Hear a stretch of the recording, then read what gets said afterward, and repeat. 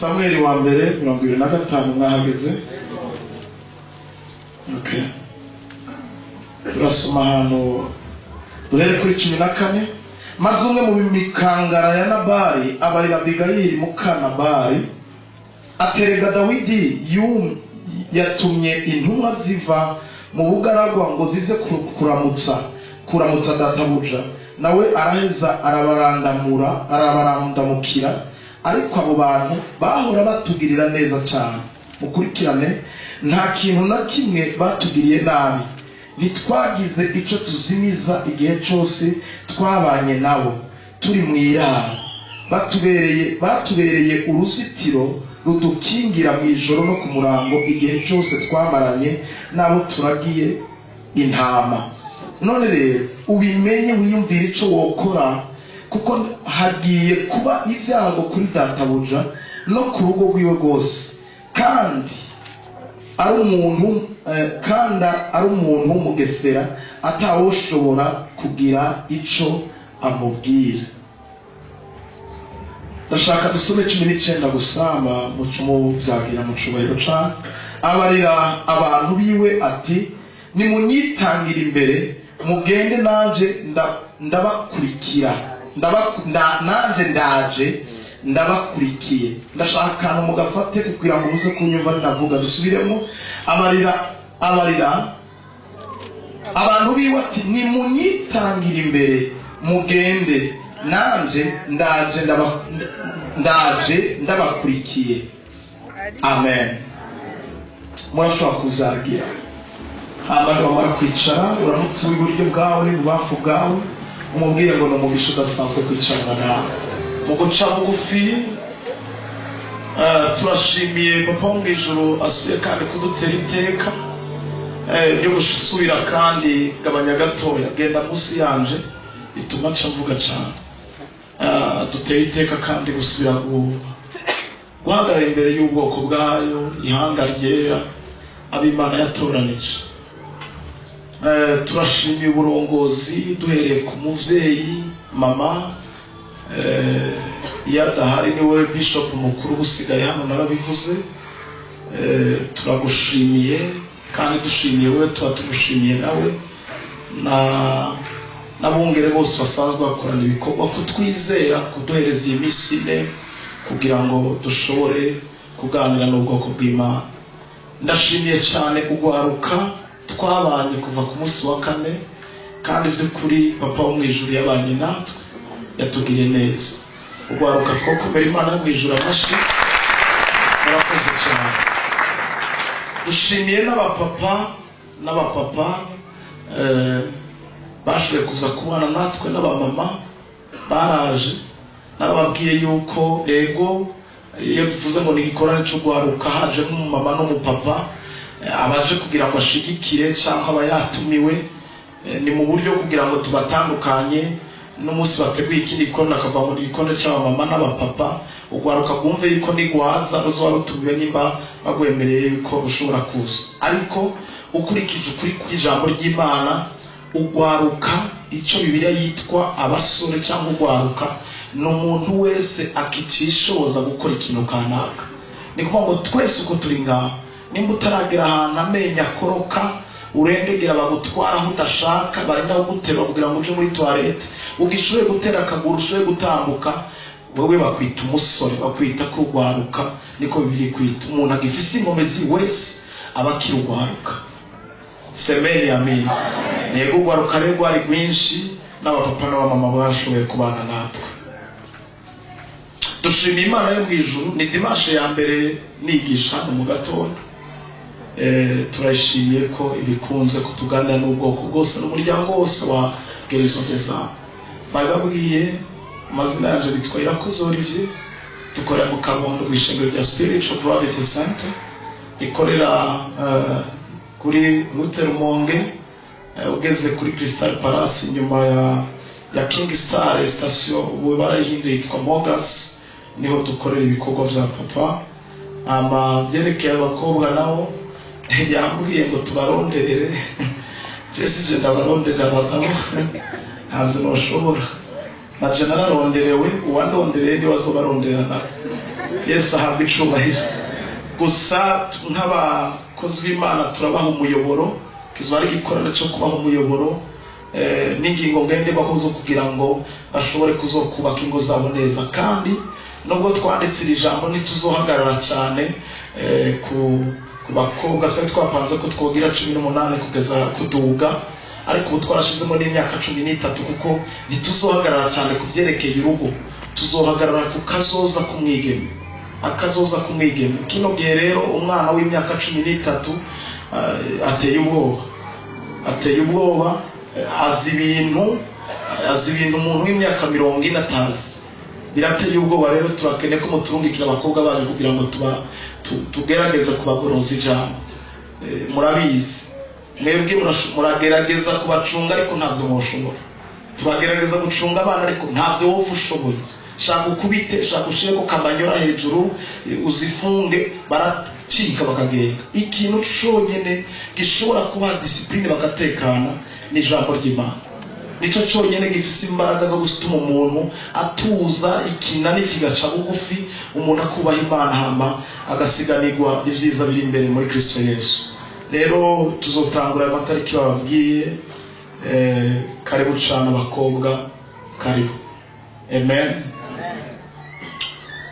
Tugomba rero tuganire mu mwanya sigaje, tugomba tuganire ijambo kandi ugira icyo witeze. Hari icyo papa agomba gukora mu mwanya mutoya, anije guhagarara imbere yawe. Abavyize nibatata abandi baracavyiyumvira nta kundi. Nari mvuze ko hari ikintu papa agomba gukora. None ndabaza ikibazo. None nimba ataco witeze ko so wawe mwijuru aza gukora, waje gukora iki? Waje gukora iki nimba ataco witeze? Mbarizo muri kumati nimba ataco waje witeze, waje gukora iki? Wari kwijyamira ukaja muri sport. Tukwiye kuza imbere y'Imana dufite icyo twiteze. Bitabaye gutyo uri umunyedini, uri umunyamigenzo, kandi turi mu ishengero rya Kristo riganzwa n'ubuntu n'ubushobozi bw'Imana. Imana ishimwe cyane. Yesu ahabwa icubahiro. Turashimiye cyane abakozi b'Imana muri Moso. Natwe kera twarigeze kuyobora, yarigeze gufatana urugendo namwe mukora igikorwa kidasanzwe. Imana iriko irabakoresha ibintu bidasanzwe muri iki gihugu cyacu cy'u Burundi, mbese n'ahandi hose, kandi mu bimazemo imyaka myinshi, bigaragaza yuko ari Imana yatanguje ico gikorwa. Imana ibahezagire, mwaduhimirije mu ijambo, aho twese niho duhagaze. Ariko mu bisanzwe hari ibintu bimwe kubijanye n'ibintu by'abungere tukwiye kuza turagabanya kubavugira nga umwungere akwiye kuza aravogerwa n'undi mwungere. Umuntu ataraja muri urwo rugezo ntakazavogera urugezo rw'abungere. Nako kantu gusa katigeze kabwira neza. Amafuti ya mwungere ntibikeneye ko apfa kuvogerwa n'undi muntu wese, kandi ni ukuri. Nimba mu nyuma muvuge amina cyane. Ariko ibindi byose dukwiye kuba mu ijambo. Ivyo yahanuye byose ni ukuri. Kino gihe biteye ubwoba, kino gihe ziriya nyigisho z'ubuntu ziruzuye, niko rugamba turiko turagwana nabo.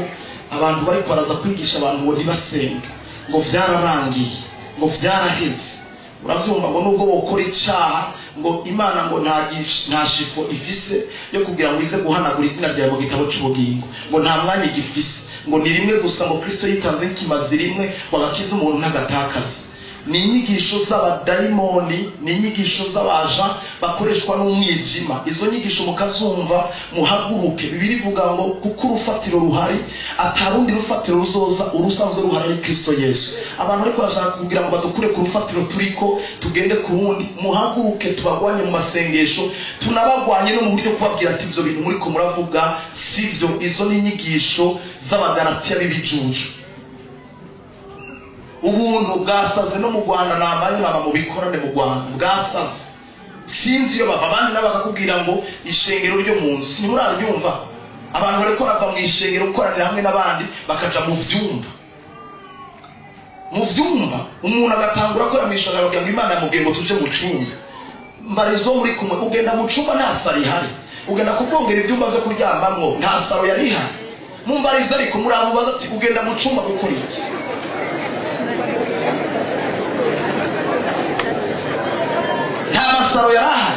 kwivyumba ari byo kuja kuryamamo niba kuryamamo kazi kawe. Hari ibintu biteye ubwoba, turi mu gihe kiremereye, turi mu gihe kigoye. Umuntu wese yumire kuca afise. Nari mvuze ngo umuntu wese yumire kuca afise. Hari ibintu biri kubirakura abantu kwitangurira, turiko tubifata nk'ibisanzwe. Umuntu akubwira ngo ubuntu, ndababaza Bibiliya ivuga ngo twakijijwe kubwiki. None ubwo buntu bundi uzanye ubushasha n'ubwiki tutazi ko jewe nzi ko nakijijwe kubw'ubuntu, ubwo bundi buntu ugomba kuzana bushasha ico kintu special ugomba kuzana. Paulo yaravuze ngo ivyo tubigishije hakazoza umuntu aza kwigisha ibinyuranye n'ivyo twababwiye, acagera ahantu avogera ijuru, aravuga ati nubwo muzomubona afite amababa ari umumarayika, arakavumwa. Kirazira ubutumwa twahawe nukubakira ku itangiriro rya Kristo Yesu. Kristo Yesu nawe niwe buntu twahawe, twakirijwe kubw'ubuntu, twezwa n'amaraso y'umwagazi w'Imana nzima. Nta bundi butumwa dukeneye kumva.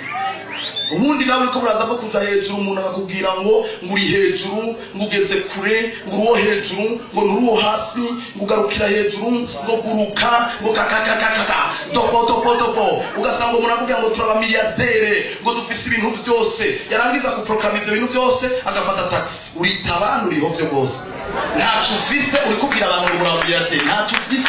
Genda bukebuke, metele pied sur terre, urorere mu Mana n'ingingo ngenderwa, etape par etape. Ntushobora kurenga urugezo usimvye uruhira kugaruka.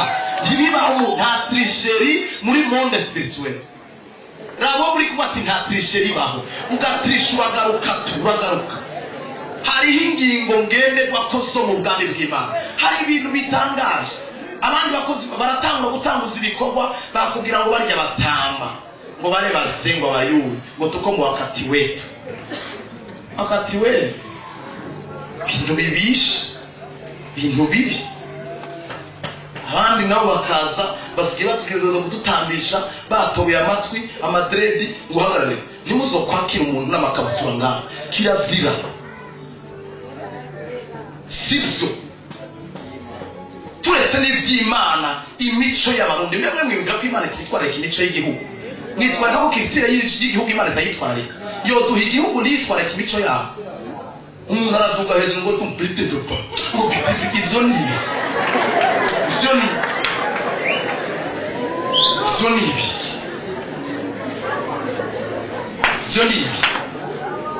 umuntu aragaze n'amadrede ngo nukwidegenza muri Kristo Yesu. Uri Bob Marley. Amahereni n'ikabutura n'amashesheti agira ngo ntabyo murabona. Nibaza ngo hebe bisawa ntabyo murabona. Aho hanze kandi rero uko murafyina abana b'abajene bose niyo bariko baraherera. Kuko biriko biramplifia intege nke zabo. Bataba ngo batangwa dukazira cyangwa tubwira ngo reka twigira aho twidegenza, ngo bwarahejeje, ngo ubuntu nibwo, ngo bwarirangije. Bintu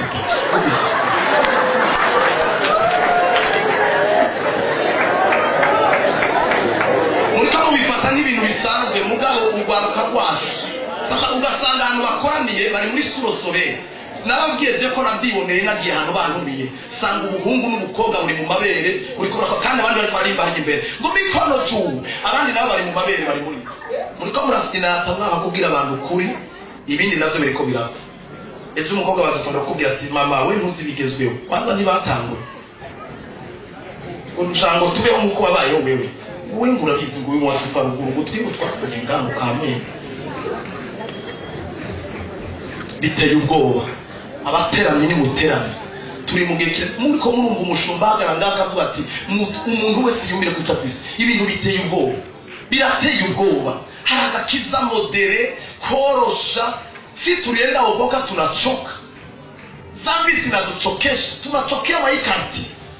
Alafu mutatakuya gucira inkonda ngo dufinate. Akakiza kazimvye. Bibirwa ngo twagahawe rimwe risa. Rimwe risa umuntu ashekuza kutuzanira ibindi bintu bitagira umutwe n'amaguru. Ngo ntidusenge. Udasenze uje mu mosha mabi. Udateramiye ubuzima bwawe akazi kawe katagenda neza. Udateramiye urugo rwawe amadivorce karaba. Twaba dufise umukristo, umugabo w'umukristo ni wacimanza hariya w'umukuru muri ibintu byo gucimanza. Arabaremeza nakubwira yuko ingo 99% ziko ziragira amadivorce.